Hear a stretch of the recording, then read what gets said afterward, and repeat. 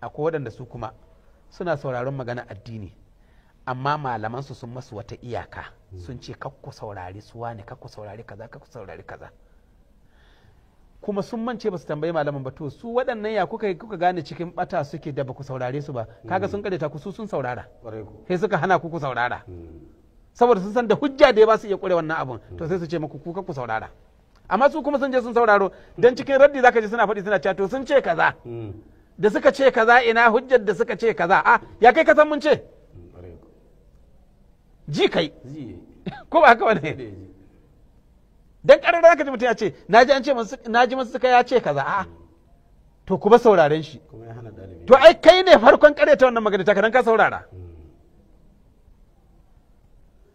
to kaga akwai waɗanda su wato maganar su saurara su fahimta malaman su sun ce kada su yadda kwata-kwata.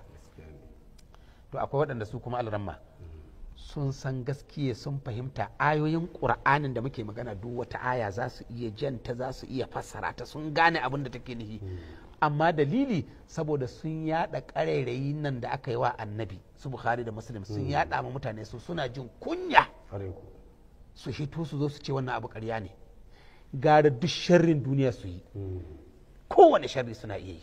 su wato maganar su saurara su fahimta malamansu sun ce kada su yadda kwata-kwata. to akwai waɗanda su kuma alramma sun san gaskiya, sun fahimta ayoyin ƙur'anin da muke magana duk wata aya za su iya janta, za su iya fassara ta, sun gane abin da take nufi, amma dalili saboda sun yada ƙarairayi nan da aka yi wa annabi, su Bukhari da Muslim sun yada ma mutane, su suna jin kunya su hito su zo su ce wannan abu ƙarya ne, gara duk sharrin duniya su yi, kowane sharri suna iya yi, min ba da ma aqaluhu kenan, bayan sun gane abun. tunda ai karar zaka je mutum yana yin sharri yana cewa to sun ce ba su yarda da hadisan manzon Allah duk wanda ya faɗi wannan magana a duniya kasan ya san ƙarya yake, saboda ba wani musulmi mai sallah ya ce wai annabi ya yi magana amma bai yarda da magana annabi ba. a'a, cewa muka wannan hadisan ƙarya aka yi wa manzon Allah, amma annabi ya zo ya yi fassarar Qur'ani, ya yi bayanin Qur'ani, kuma jama'a sun gane Qur'ani, har ma aka mutu ba a yi wani littafi ba, sahabbai har suka ƙare a doron ƙasa ba wani littafi sai Qur'ani. Qur'ani nan da ya musu bayani shi suka gane, sannan ba Bukhari ba Muslim, dukkin Allah ka kuma ka san haka inda kai malami ne, ka san sadda sahabbai suka rayu suka koma ga Allah ba Bukhari ba Muslim, amma kuma sun gane Qur'ani. to umarni kawai fa muka nema, muka ce to shi yanzu Bukhari da ya rubuta wannan littafi, shi Muhammad bin Ismail da ya rubuta Bukhari, ina Allah ya bashi umarni ya rubuta wannan umarnin? shine muka nema aka rasa.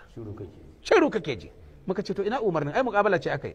muka ce to yanzu kun ce Bukhari da Muslim to yanzu umarni waye bashi umarni ya rubuta? ai aiki ne na Allah ko sai an bashi umarni, tun daga sahabbai duk ba su yi wannan aikin ba. idan da gaske ne shi mai koyi da annabi ne, mai koyi da sahabbai, ya aka yi aikin da annabi bai yi ba, aikin da sahabbai ba su yi ba, shi kuma ya dauko biro da alƙalami ya zo ya zanna zai yi wannan aikin? ina koyi da annabin? da haka koyi da annabi ka gama nan da muke karanta Qur'ani, yadda annabi ya karanta shi bai rubuta komi ba har ya koma ga Allah.